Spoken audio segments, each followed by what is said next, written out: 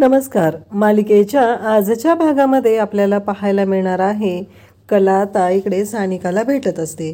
सानिकाला ती म्हणते की सानिका चल आपण कामाचं बघूया. तेव्हा सानिका म्हणते मॅम मला वाटलंच नव्हतं तुम्ही याल. मी अद्वैत सरांनाही विचारलं होतं. तेव्हा कला म्हणते की अद्वैतला नको काही सांगत जाऊ, त्याला माहिती नाही आहे ना या कामाबद्दल. तेव्हा सानिका म्हणते मॅम मी इतकी वर्ष झालं अद्वैत सरांबरोबर काम करते. खरंच तुम्ही दोघं ना मेड फॉर इच अदर आहात. तुम्ही कामासाठी काहीही करू शकता हे मला कळलेलं आहे. तेव्हा कला म्हणते की आपण कुठे बसायचं, इथे नको, आपण दुसरीकडे जाऊन बसूया कुठेतरी, म्हणजे आपल्याला डिस्टर्ब होणार नाही आणि मला पटकन जाता येईल. तेव्हा सानिका म्हणते चालेल मॅडम, तिथे आपण आतमध्ये बसूया.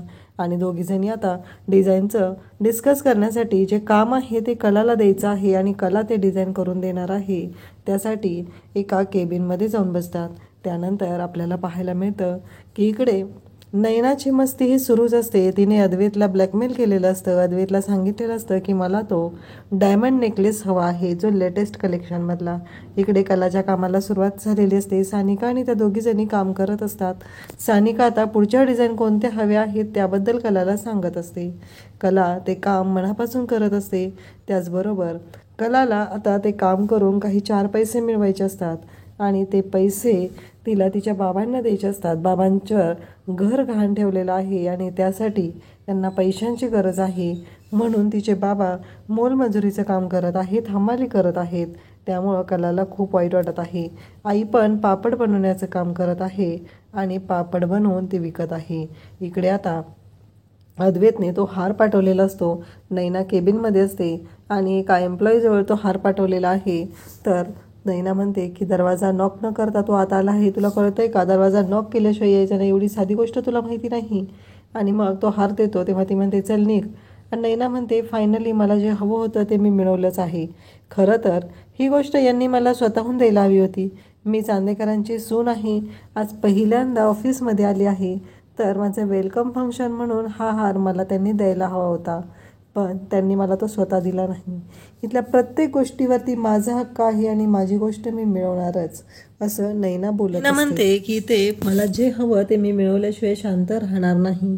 त्यानंतर आपल्याला पाहायला मिळतं की नैना म्हणते की मी ऑर्डर दिलेली होती, माझं सँडविच आणि कोल्ड कॉफी अजून आलेली नाही, म्हणून ती पुन्हा कॉल करते आणि मी सँडविच आणि कोल्ड कॉफी मला सांगितली होती, ती अजूनपर्यंत का आली नाही, एवढा वेळ लागतो का ते बनवायला, असं खडसावून विचारते. तेवढ्यात राहुल तिथे येतो आणि राहुल म्हणतो खरंच वेल डन, खूप भारी काम करतेस तू, असंच केलं पाहिजे. या अद्वैतने इथल्या लोकांना शेफारून ठेवलेलं आहे, ते अजिबात कामं करत नाहीत, डोक्यावर चढून बसलेले आहेत. आणि हा राहुल मुद्दाम हे नैनाला बोलत असतो कारण तिच्या हातून चुका घडल्या पाहिजेत आणि नैनाची इथून हकलपट्टी झाली पाहिजे असं राहुलला वाटत असतं. म्हणून राहुल मुद्दामहून सांगत असतो, म्हणत असतो की हे सगळं जे काय आहे ते तुझं आहे आणि तुला ज्या पद्धतीनं हवं आहे त्या पद्धतीने तू वापरू शकतेस. त्याचबरोबर सँडविच आणि कोल्ड कॉफी घेऊन सदा तिथे येतो. नैना ते सँडविच खाते आणि सदाला म्हणते की काय आहे हे असलं असतं का? नाही, हे सँडविच आहे का? मला कळत नाही आहे, नक्की एवढा वेळ का लागलेला आहे? तेव्हा सदा म्हणतो की मॅडम ते सँडविच इथं असंच मिळतं, अशीच ऑर्डर केलेली असते. तर नैना म्हणते की मला उलट उत्तर देतोस, हे चांगलं नाही आहे सँडविच, असं म्हणत ती प्लेट भिरकावते आणि ती प्लेट लागते ती म्हणजे सदाच्या डोक्याला. तेवढ्यावरती नैना थांबत नाही, पुन्हा त्याच्यावरती ओरडून बोलू लागते, तुला कळतंय का तू कोणाशी बोलतोयस, तुला भान आहे का, अशा भाषेमध्ये ती बोलत असते. आणि तिचं जे वागणं असतं त्याचा त्रास हा होत असतो. तर राहुल तिथेच असतो, तो काहीच बोलत नाही. इकडे आता काजल घरातलं सामान संपलेलं आहे आणि ते सामान आणण्यासाठी दुकानात गेलेले आहे. तिच्या मित्राच्या मदतीने तिथं ते सामान कलेक्ट करते. परंतु प्रॉब्लेम असा होतो की जेव्हा ती सामान घेऊन निघत असते तेव्हा तिथे 4,000 बिल झालेलं आहे असं सांगितलं जातं. मग नाही, इकडे काजू म्हणते की मी तुमचे पैसे नंतर देते, पण तो दुकानदार मात्र ऐकायला तयार नसतो. दुकानदार म्हणत असतो की नाही, मला पैसे आजच्या आजच हवे आहेत. तेवढ्यात काजू म्हणते की आम्ही काही पळून चाललो आहे का, मी देते म्हणून सांगते ना पैसे. पण दुकानदार ऐकायचं नावच घेत नाही. त्याचं म्हणणं असतं की नाही, असं म्हणत तो काजलला ढकलून देतो. काजलला जेव्हा तो ढकलून देतो तेव्हा तिथे सोहम आलेला असतो आणि सोहम काजलला वाचवतो. सोहमला खूप मोठा धक्का बसलेला असतो कारण काजलच्या घरावरती किती वाईट प्रसंग आलेला आहे याची त्याला जाणीव असते. तो म्हणत असतो की काही झालं तरी मला काजलला यातून बाहेर काढावंच लागणार आहे. आणि तो म्हणतो की किती नुकसान झाले तुमचं. काजलला ढकलून दिल्यामुळं तिथलं तांदळाचं पोतं पडलेलं असतं. तर ते सगळे पैसे त्या दुकानदाराच्या तोंडावर मारतो आणि काजलला घेऊन तो दुकानाच्या बाहेर पडतो. सोहमला या सगळ्या गोष्टींमुळं वाईट वाटलेलं असतं, कारण काजल किती वाईट परिस्थितीतून जाते याची त्याला जाणीव झालेली असते. इकडे सदाच्या डोक्याला लागलेलं असतं. राहुल तिथेच असतो, पण राहुल मात्र सदाची बाजू घेत नाही, तर तो नैनाचीच बाजू घेतो. आणि नैनाने मुद्दामून हे सर्व केलेलं असतं. तिने ती प्लेट फिरकावून लावलेली असते. इकडे आता अद्वैत येतो. कला आणि सानिका बोलत असतात. ही गोष्ट अद्वैतच्या लक्षात येते. अद्वैत म्हणतो की ही काय करते तेजू, ही का गेलेली नाही, माझ्या एम्प्लॉईचा वेळ वाया घालवते. म्हणून तो कलाला बोलायला घेतो आणि कलाला विचारू लागतो की तू का अजून गेलेली नाहीस. कला म्हणते निघतच होते. तेव्हा तो म्हणतो की तू माझ्या एम्प्लॉईचा वेळ का वाया घालवतेस. त्यावरती कला म्हणते की ही गोष्ट लक्षात ठेव चांदेकर. कसे मी तिच्याशी 2 मिनटं बोलत होते, तू आता मला 8 मिनटाचं लेक्चर देऊन तुझा 8 मिनटाचा वेळ वाया गेलेला आहे, ही गोष्ट लक्षात ठेव.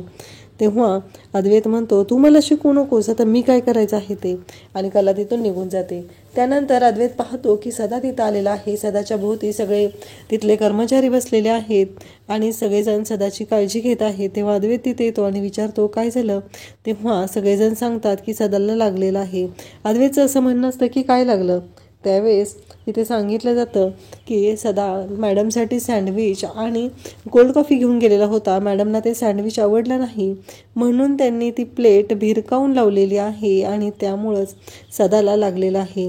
ही गोष्ट आता सगळ्यांच्या समोर अद्वैतला सांगितली जाते. तेव्हा मात्र अद्वैतला धक्का बसतो. अद्वैत म्हणतो हे सगळं काय चाललंय, नक्की काय होतं हे सगळं, आणि हे सगळं कशामुळे होतंय. असे अनेक प्रश्न अद्वैतला पडलेले असतात. अद्वैत विचारत असतो आणि त्याचबरोबर तो सांगतो की याला घेऊन हॉस्पिटलमध्ये जा, कारण काही झालं तरी त्याच्यावरती उपचार होणं गरजेचं आहे. अद्वैत घरी येतो. नैना नैना म्हणून ओरडू लागतो. सगळेजण धावत बाहेर येतात. आबा त्याचबरोबर सर्वजण आलेले असतात आणि सगळ्यांना धक्का बसतो. अद्वैत असा का ओरडतोय, नक्की काय झालेलं आहे, हा प्रश्न सगळ्यांना पडलेला असतो. अद्वैत म्हणतो की नैनाला येऊ दे मग सांगतो. आणि तो नैनाला म्हणतो की आज तू ऑफिसमध्ये सदासोबत जे वागलेले आहे ते पूर्णपणे चुकीचं आहे. तेव्हा नैना म्हणते मी काही चुकीचं वागलेलं नाही, जे काही वागलेले आहे ते बरोबरच वागलेले आहे. त्यावरती अद्वैत म्हणतो तू चुकीचं वागलेले आहे आणि हे मान्य कर, कारण तू चुकलेली आहेस. पण नैना ऐकूनच घ्यायला तयार नसते. मग अद्वैतला सर्वजण विचारतात काय झालं. तेव्हा अद्वैत सांगतो की सदा हिच्यासाठी सँडविच आणि कोल्ड कॉफी घेऊन गेलेला होता, तर सँडविच आणि सँडविच चांगलं झालं नाही म्हणून नैनाने ती प्लेट सदाला फेकून मारली. तो रक्तबंबाळ झालेला होता, त्याला लागलेलं होतं. हे ऐकल्यानंतर सगळ्यांना धक्का बसतो. श्री म्हणतो की तुला कळतंय का, कारण आपल्या ऑफिसमध्ये कधीही आपल्या एम्प्लॉईशी असं वागलं जात नाही, त्यांना त्यांचा रिस्पेक्ट हा दिला जातो. त्यानंतर आपल्याला पाहायला मिळतं आबा पण ओरडायला सुरुवात करतात. आबा म्हणतात सुनबाई तुला ऑफिसमध्ये जायला परवानगी दिली हेच माझं चुकलेलं आहे. मी तुला ऑफिसमध्ये जायलाच परवानगी द्यायला नको होती. हे सगळं तुझ्यामुळं झालेलं आहे, कारण या आपल्या चांदेकर ज्वेलर्समध्ये आपण सोन्याचे व्यापारी आहोत, सोन्याचे दुकानदार आहोत. तर माणसांची काळजी ही सोन्यासारखीच घेतली जाते, कारण माणसं ही सोन्यासारखीच आहेत. श्री म्हणतो हे जर वहिनींना कळलं तर खूप अवघड होईल, कारण काही झालं तरी वहिनी आपल्या कर्मचाऱ्यांशी कशा पद्धतीनं वागतात हे तू एकदा बघ, कारण तू या पद्धतीनं त्याच्याशी वागायला नको होतं. अद्वैत म्हणतो की एक गोष्ट लक्षात ठेव, त्याच्या डोक्यातून रक्त आलेलं होतं, त्याने जर पोलीस कंप्लेंट केली तर तू कायमची आत जाशील, एवढं लक्षात ठेव, कारण हे तुझं वागणं चुकीचं आहे. पण इकडे नैना मात्र ऐकून घ्यायलाच तयार नसते. ती म्हणते की अद्वैत तूही आज मुलं तिथल्या कर्मचाऱ्यांवर राग ओरडलाच आहेस ना गेल्या गेल्या. तेव्हा कला बाजू घेते आणि कला म्हणते की अद्वैत त्याच्या कामासाठी ओरडला असेल, तो कारण नसताना ओरडला नाही. त्यावर नैना म्हणते की मी जे काय केलेलं आहे ते योग्यच केलेलं आहे. त्यानंतर आबा म्हणतात की ही गोष्ट लक्षात ठेव सुनबाई, यापुढे असल्या चुकास खपवून घेतल्या जाणार नाही. तुझ्याकडून ही चूक झालेली आहे म्हणून आम्ही सगळेजण गप्प राहतोय, पण पुन्हा त्या चुका घडत असतील तर आम्ही सहन करणार नाही. काही झालं तरी असली अरेरावीची भाषा करायची नाही. तेव्हा अद्वैतला नैना म्हणते की तुझं ऑफिस काय म्हणतोयस, ते राहुलचं पण ऑफिस आहे. मी राहुलची बायको या नात्याने तिथं आली होती. या नात्याने मी चांदेकरांची सून आहे आणि कंपनीची मालकी नाही. आता स्वतःच्याच तोंडून मालकी हक्क सांगून नैनाने स्वतःची लायकी काढून घेतलेली आहे आणि तिची चांगलीच वाट लागलेली आहे. त्याचवेळी आबाही चांगले खडसावून सांगतात. अद्वैतही चिडलेला असतो. त्यानंतर उद्याच्या भागात आपल्याला पाहायला मिळतं की कला रूममध्ये येते आणि अद्वैतला म्हणते की अद्वैत मला माफ कर, नैनाताईकडून जे झालं ते खरंच चुकीचं होतं. अद्वैत म्हणतो की तुझ्या बहिणीने चुका करायच्या आणि मी माफ करायचं हे नेहमीच चाललेलं आहे. अद्वैत चिडलेला असतो. कला मग सोडून देते आणि आता अद्वैत कला दोघेही झोपी जातात. अद्वैत झोपी गेलाय की नाही हे कला उठून पाहते आणि मग हळूच दबक्या पावलांनी रूमच्या बाहेर पडते. तिचं जे डिझाईनचं जे साहित्य आहे ते सगळं ती घेते आणि ती बाहेर येते. अद्वैत मात्र झोपलेला असतो. कलाला असं वाटत असतं की आता आपलं काम आपण चोख करू शकतो, कारण काही झालं तरी त्या डिझाईन मला पूर्ण करून द्यायच्या आहेत. आणि आता कला हॉलमध्ये गेलेली आहे आणि ती काम करत आहे. पाठीमागून अद्वैत आलेला आहे आणि कला काय करते ते वाकून पाहत आहे. कलाला खूप मोठा धक्का बसतो, कारण तिला आता कळतं की अद्वैतला सगळं कळलेलं आहे. आपण डिझाईन प्रोव्हाइड करतो ही गोष्ट अद्वैतला कळायला नको होती, पण ती कळलेली आहे. या गोष्टीचं दुःख आता कलाला होऊ लागलेलं आहे. अशा प्रकारे अद्वैतला कला ही चांदेकरांची डिझायनर आहे हे समजलेलं आहे. अद्वैत आता नक्की काय निर्णय घेईल हे आपल्याला उद्याच्या भागात पाहायला मिळणार आहे. अशाच अपडेटसाठी चॅनलला सबस्क्राईब करा. थँक्यू.